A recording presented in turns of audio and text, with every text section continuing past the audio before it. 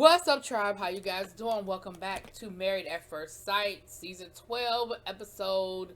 What episode are we on? Oops, sorry. What episode are we on? Let me see. Episode 8. So,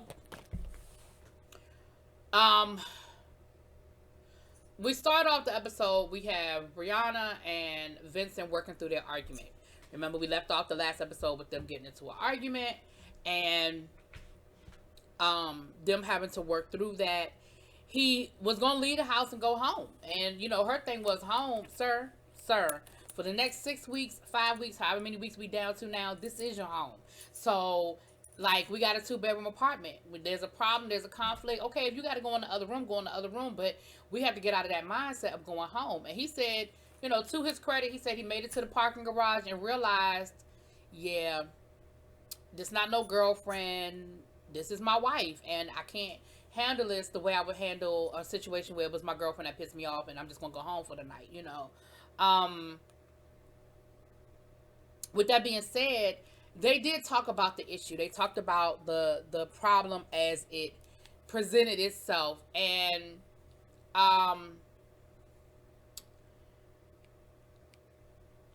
what we find out later on, I'm gonna be skipping around, okay? What we find out later on is, yes, he was upset, but he was more embarrassed. He said because he had planned this whole moment, he had the champagne, he was trying to be Rico Smooth, Rico Suave, and when the champagne exploded, and then he felt like she was laughing at her because he was already embarrassed. And so I can appreciate that he was honest with his friend about it. And I also understand why he wasn't honest with her. Like, embarrassed is a hard word to, but that is your wife at this point, and you can be vulnerable with her. And so you should have been honest and told her, listen, I was a little embarrassed, and I feel like in that moment you kind of was joking me, and everything just sort of, it kind of exploded. But they talked through it, and again, I think a lot of the issues are just some growing pains. It's just some growing pains. So then we had Brian meet up with Ryan. They were walking the dogs. Remember, they all live together, so they're going to run into each other from time to time. So they're all meeting up, and they were talking about where they are. And it was really Brian talking more than Ryan was. And he was just talking about some of the issues that he's sort of having right now with Virginia as far as she's gone on the trip for the wedding. Her sister's getting married. I mean, a friend of hers is getting married, and it's the same day as his brother is getting married. So they weren't going to the wedding together, and she's been gone for I think he said she's been gone for a minute, for a while. And he said, just adjusting to the fact that, she's never lived with somebody before. I have. She's never really been in this space before. I have. And so them really adjusting to that. And then there's a little bit of an age difference, but ultimately I done already told y'all what their problem is. Their problem is that Virginia wants to maintain her lifestyle of partying and getting drunk every weekend, and he's like, yeah, no, that's not gonna work. Every once in a while, sure, cool. On our honeymoon, on vacation, sure, I'll drink it till I, whatever. But every weekend, that's gonna be a problem. So ultimately, it ain't just, I think he's being really nice about it, but it's more to it, in my opinion. Then we had Chris sit down and talk to his friends. He talked to his pastor and his friend. The pastor we saw him talk to at the beginning of the first episode. And his pastor told him in the beginning. And I feel like the pastor was talking in code for the purposes of the cameras. But now some of what he said made sense. That he told him, make sure that everything is done. Make sure that you've worked through everything and that you've completed everything you need to complete. Like, make sure that you have closed all of those windows. Well, now we find out kind of what he meant. Like, no, he didn't close all of those windows. Why? Because he still had the ex-fiance window. Now, Chris, of course, is telling them what happened. And Chris is one of those people that doesn't want to hear any criticism. That's part of the reason why he got so mad at, Brian and the ladies. Again, I already talked about that I feel like they took some of the blame in it too. But that's part of the reason why he got so pissed off, because they were telling him shit that he didn't want to hear. Chris doesn't want to hear anything other than you're great. Which a lot of people have that problem.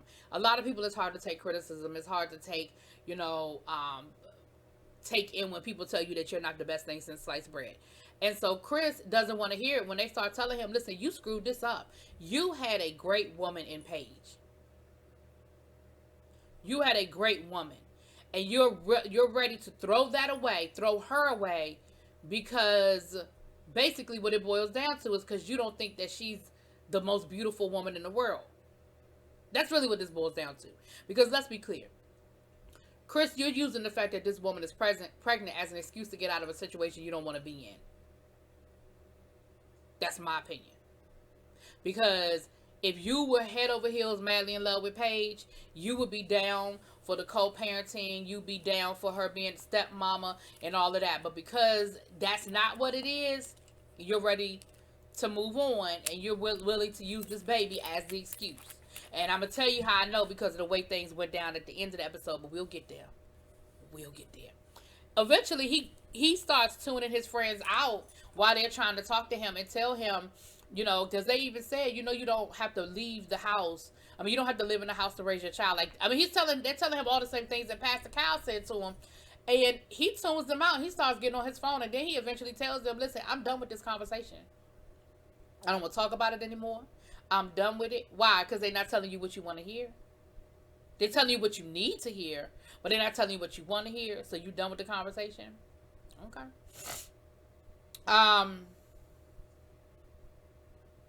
Then Haley met up with a girlfriend of hers, and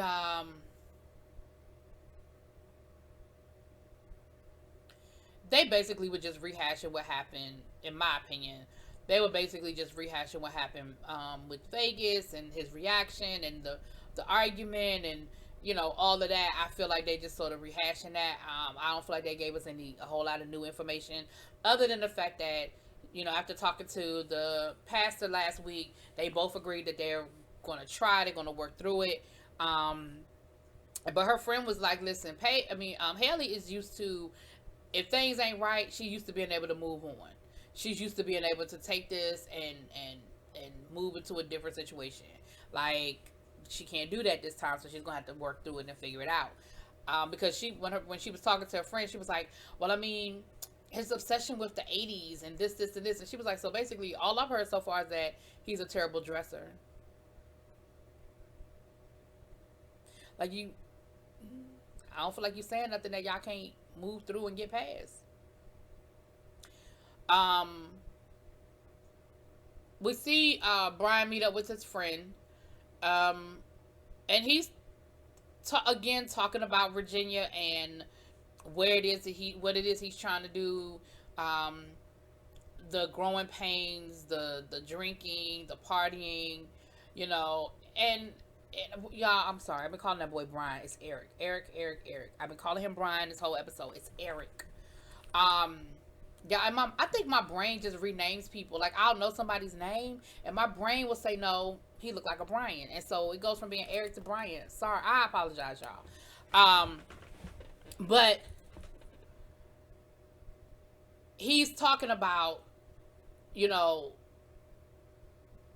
he's expressing to his friend that that's really going to be the biggest issue.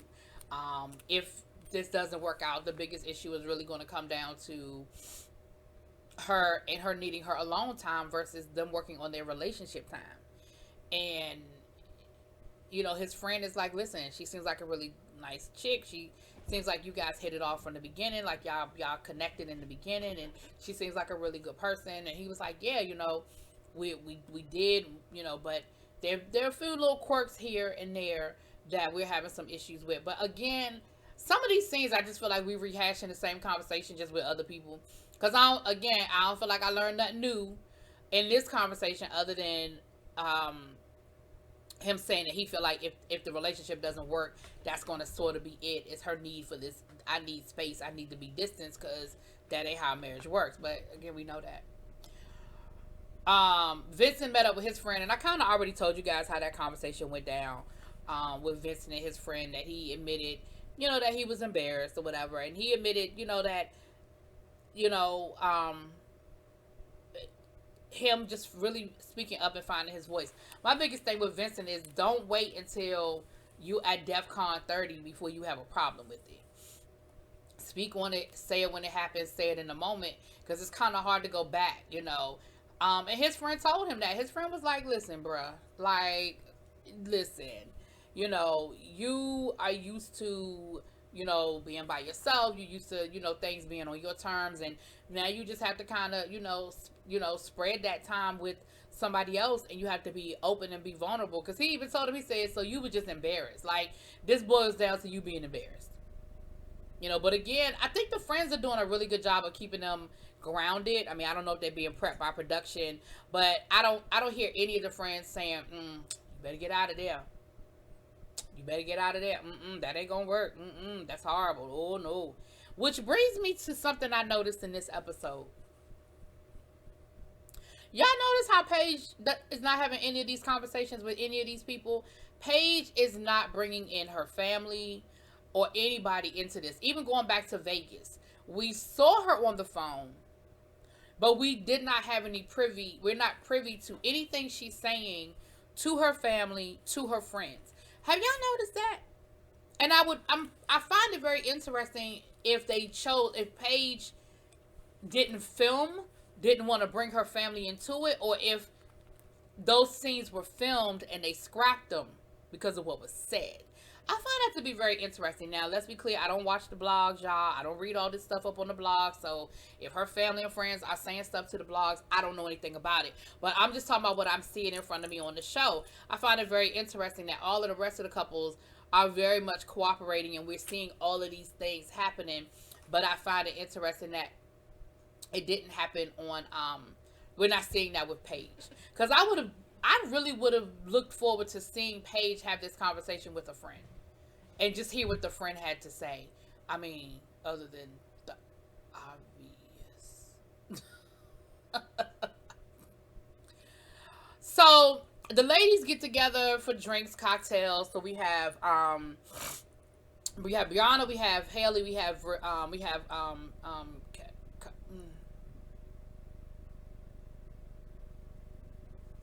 Ryan's wife.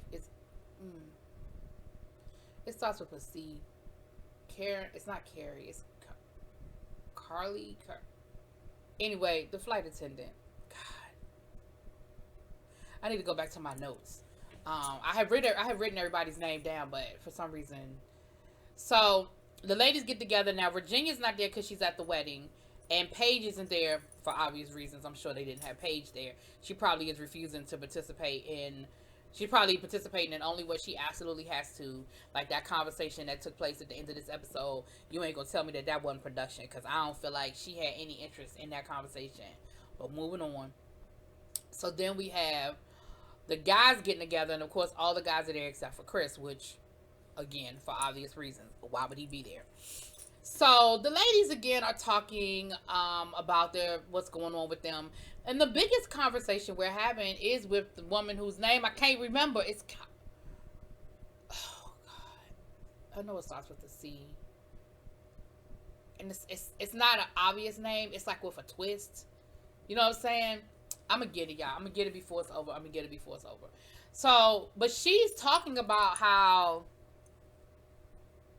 her and Ron got into their first argument, and you know how that was sort of something they had to, you know, figure it out, because you know up to this point they kind of been getting along really well. But she was saying how he got upset because they were out with some friends and they were drinking, and he got upset because he felt like, I think it was like he felt like she was pressuring him into drinking, and she felt it was a little upset, a little disrespectful. And what we also found out is that they're not having sex. I think I talked about that in the last episode. And let me clear something up, you guys. So this is a members only, they get the first look, right? And so I'm releasing the episode a week late for everybody else, right? So some of the comments, if you go back 2 episodes when they were in Vegas, she told production that they had been that they had been intimate, but that Ryan doesn't want anybody to know, and so she didn't say anything. In that same episode, Virginia and Eric never said, they said they hadn't been intimate yet. So in the next episode, when I said Well, Virginia and Eric are the only couple at this point that hasn't been intimate. They hadn't admitted that they have been intimate. Now, maybe I misunderstood, because intimate doesn't always equal sex. But she said intimate, so I made the assumption. Maybe I shouldn't have, because you know what happens when you assume. But what we found out later was that they have done sexual things, but they have not consummated their marriage.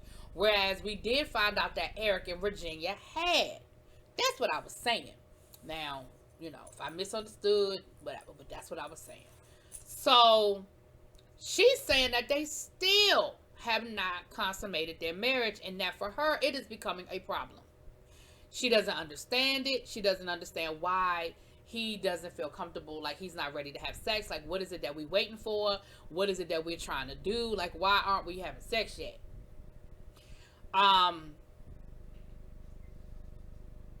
And I find that to be very interesting as well.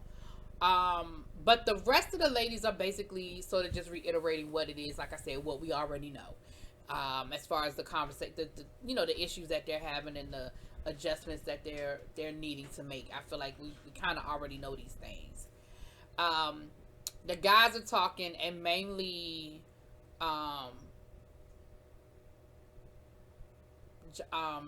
Josh is doing most of the talking.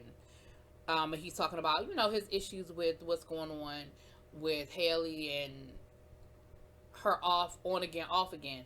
Now, I done already told y'all what the on again, off again is, child. I done already told you what the on again, off again is. But listen, they gonna have to work that out however best they can work that out, okay? And that was mainly the conversation when the guys got together.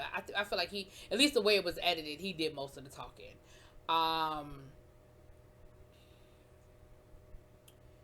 But I'm a little nervous for Ryan and his wife, because I don't know. I would be concerned about the whole us not being intimate thing. I don't know. I would be worried about that. That's just me. That's just my 2 cents on that one. But anyway. So Chris calls Paige, and he says that he would like to have her engage in a conversation with the fiance that's pregnant. Now, this is clearly done strictly for the purposes of the TV show. And I'm going to tell you why. If Chris wants a divorce, there's no reason for Paige to ever meet her. Now, if they were going to stay together and they were going to try to work this out through the marriage, then I'd be like, okay, I kind of see what's going on here. But if you want a divorce, sir, there's absolutely no reason why we need to be engaged. I don't need to talk to her about nothing. All I need you to do is come get your shit up out this. Well, actually, I don't even need you to do that, because I done moved back in my apartment already. I don't care whether you ever go get your suitcase out of that other apartment, okay? I am back in my apartment with my things, doing what I do best. So, I don't care. I wish you the best. Well, I don't even wish you the best, because I don't have that in me. God's still working on me. I wish her the best. I wish that baby the best, because the baby ain't asked to be put in this mess.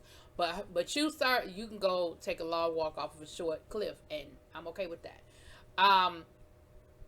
So I don't know. So we're going to get to them at the end. Now, the couples are having a housewarming party so that their friends can come over. And we have Eric and we have Virginia.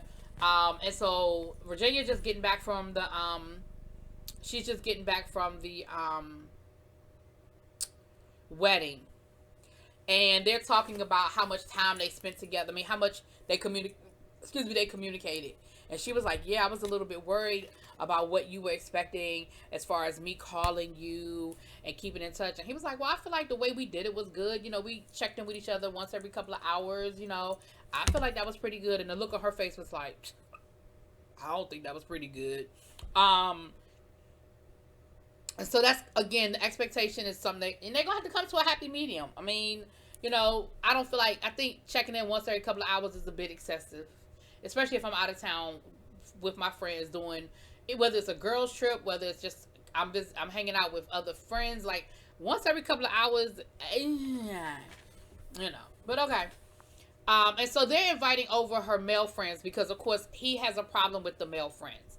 So they all get to meet each other, and it's all good. And then one of her guy friends actually takes Eric outside so they could talk. And the conversation started off a little rocky. I feel like it started off a little like, but then,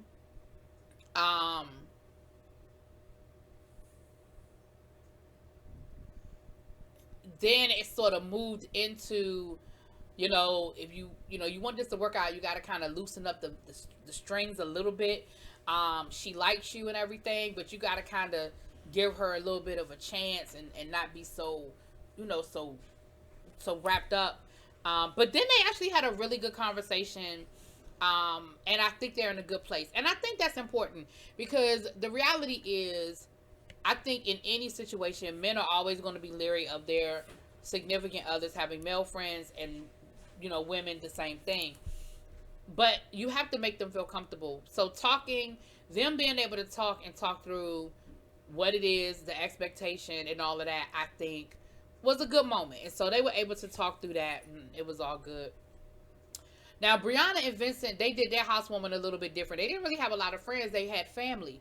And Vincent's mom doesn't speak English. So they did the translating thing. And Brianna did a good job. She did games. And it was sort of like getting to know you games. And sort of like the newlywed game kind of thing. Like you asked questions and you had to guess the answers. And I thought that was a really good activity. I thought that was a really good icebreaker. I thought you had a really good opportunity for y'all to get to know each other and to learn something new and they can learn something new about each other through that activity, as well as other people learn about them.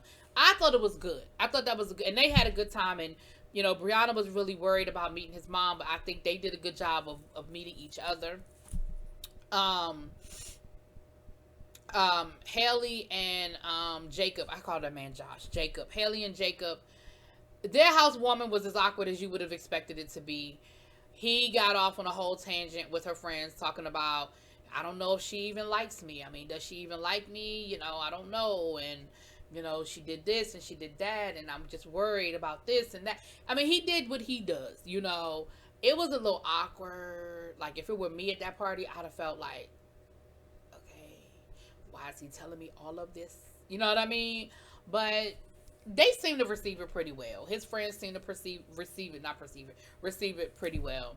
Now for Ryan's party, the flight attendant, I hate to call her that, but her name is just escaping me. She invited the ladies to come to the party because her friends couldn't make it because they were going out of town for something. And so she was like, I want to have some of my, some people there who kind of have my back, And so they were there. And I felt like she sort of embarrassed him a little bit because she started talking about, I've never even seen my husband without his shirt off. And I felt like she kind of went in a place that I don't think it was appropriate. And who you're dealing with at this point. Like, he's a private person. Like, I don't think he was cool with it being put out there, But I also think that it showed some of the major problems that they're having in their intimacy. I'm not really sure where that's coming from. I don't know. Like, Ron, are you a virgin? You're a virgin? And that's okay. It's nothing to be ashamed of. But that could explain some things. You see what I'm saying? But anyway. Last but not least, honey, we got Paige, Chris, and the fiance. Listen. I feel like Paige tried to take this as an opportunity to throw as many digs at Chris as she could. She wasn't wrong, and she ain't lying with him. But I also feel like you got a lot of energy. Before I go there, we did have a moment with Haley and Jacob where they sat down and had a beer together, and I feel like they had a really good conversation. So they're moving forward. They're moving in the right direction. I'm sorry, I just wanted to throw that in there. She talked to first of all, she did not address Chris at all. She talked to the fiance. And she, the fiance was like, listen, I didn't know anything about you. I didn't know anything about this wedding. The first I heard about it was when I called him to tell him I was pregnant. So I apologize. I don't hope you didn't take it in no kind of way. And I hope you don't think I have an issue with you, because I don't. Paige was like, I don't have an issue with you either.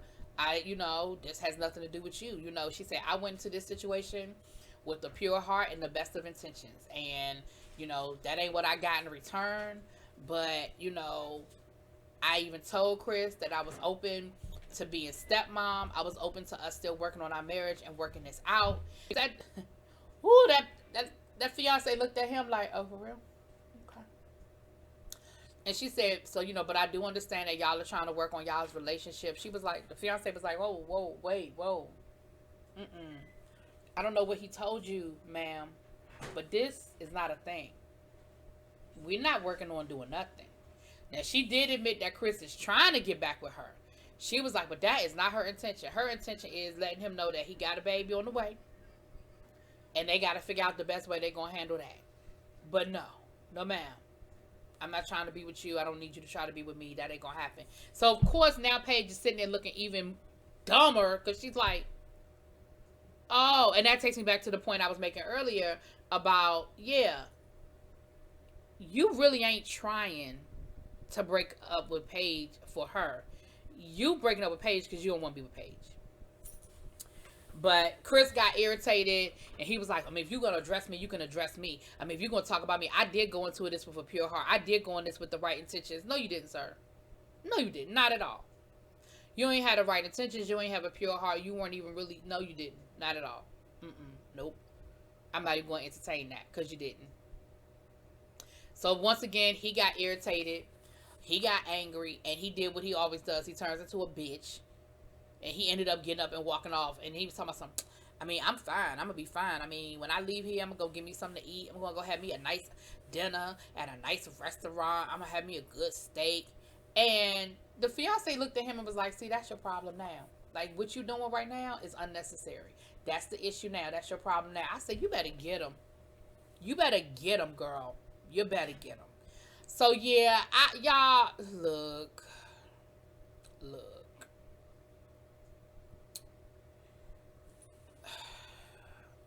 I don't know what to tell y'all about Chris. Like, I just don't know what to tell y'all. But I'm sure that whole conversation was set up by production. Because, like I said, there was really no good reason for Paige to talk to that woman. But it was what it was. It looks like next week we got another conversation with Chris and Paige. Which, child, again, I'm sure that it's just so they can fulfill their contractual obligation at this point. Anyway, y'all let me know what y'all think. Drop it in them comments. Peace.